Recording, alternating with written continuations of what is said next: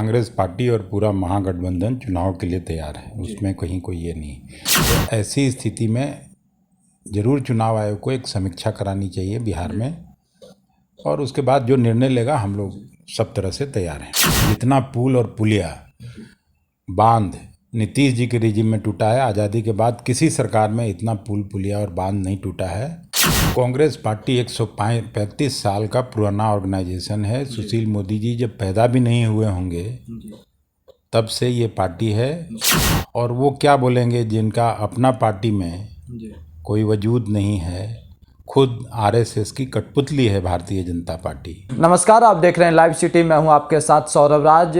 बिहार में विधानसभा चुनाव को लेकर के जो कयास लगाए जा रहे थे, वो अब कह सकते हैं कि उसके ऊपर पूर्ण विराम लगा दिया गया है। चुनाव आयोग ने साफ साफ कह दिया है कि तय समय पे ही चुनाव होंगे। हमारे साथ है कांग्रेस के वरिष्ठ नेता और राज्यसभा सांसद अखिलेश प्रसाद सिंह। इनसे जानेंगे कि जो कयास लगाए जा रहे थे उसके ऊपर अब चुनाव आयोग ने साफ तौर पर कह सकते हैं कि पूर्ण विराम लगा दिया है कि अब चुनाव तय समय पे ही होंगे।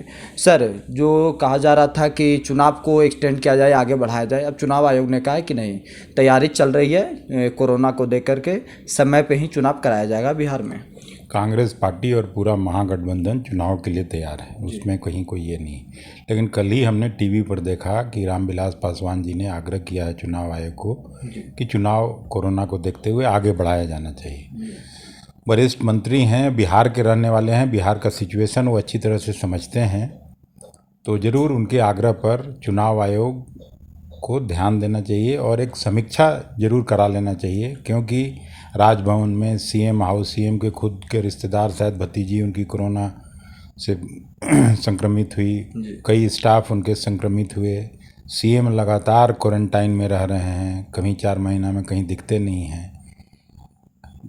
भारतीय जनता पार्टी के दफ्तर में शायद 100 में 75 लोग संक्रमित पाए गए। उनके काउंसिल के चेयरमैन पूरा परिवार संक्रमित हो गए, और दूसरी पार्टियों के लोग में भी संक्रमण फैला है।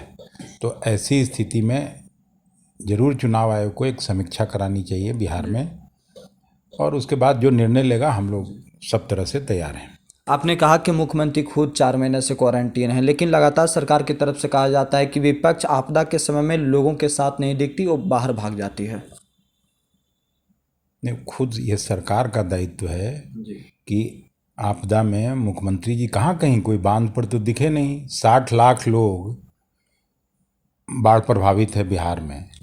एक तरफ कोरोना में कहा जाता है कि फिजिकल डिस्टेंसिंग, सोशल डिस्टेंसिंग करिए, दूसरी तरफ सरकार कहती है उन लोगों को कि ऊंचे स्थान पर चले जाइए, और भेड़ बकरी की तरह लोग भाग रहे हैं अपना अपना घर छोड़ के। जितना पुल और पुलिया बांध नीतीश जी के रिजिम में टूटा है, आज़ादी के बाद किसी सरकार में इतना पुल पुलिया और बांध नहीं टूटा है। ये जग जाहिर है बिहार में कि बिहार राम भरोसे चल रहा है, भगवान के भरोसे हैं लोग वहाँ के। और वो क्या आरोप प्रत्यारोप चुनाव में लगाने का काम है, सबका लगाएंगे, लेकिन सच्चाई यही है कि बिहार के लोग उनसे ऊब चुके हैं, उनके प्रति गुस्सा है, क्रोध है, और जब भी चुनाव होगा उनकी विदाई तय है। सुशील कुमार मोदी ने कहा कि आरजेडी के जैसा ही उसी के तर्ज पे कांग्रेस भी परिवारवाद को आगे बढ़ा रही है, दोनों परिवारवाद वाली पार्टी है। कांग्रेस पार्टी 135 साल का पुराना ऑर्गेनाइजेशन है। सुशील मोदी जी जब पैदा भी नहीं हुए होंगे तब से ये पार्टी है। स्वतंत्रता आंदोलन की पार्टी है, देश के नवनिर्माण की पार्टी है। कांग्रेस पार्टी पर प्रतिक्रिया देने के पहले कांग्रेस के इतिहास को उनको समझने की ज़रूरत है, और वो क्या बोलेंगे जिनका अपना पार्टी में कोई वजूद नहीं है। खुद आरएसएस की कठपुतली है भारतीय जनता पार्टी, जब जिसको चाहती है उसको लाती है और कठपुतली की तरह नचाती है। नेता थे आडवाणी जी, नेता थे मुरली मनोहर जोशी थी, नेता थे यशवंत सिन्हा जी, तो सब आजकल कहाँ हैं? तो ये लोग तो कठपुतली हैं आरएसएस के। उनका कहना है कि आरजेडी के जो राष्ट्रीय अध्यक्ष हैं, उसी तरह कांग्रेस के भी जो राष्ट्रीय अध्यक्ष हैं, दोनों दिशाहीन हैं, दोनों के पास कोई एजेंडा नहीं है, कि दिल्ली में बैठे रहते हैं, दूसरा जेल में है।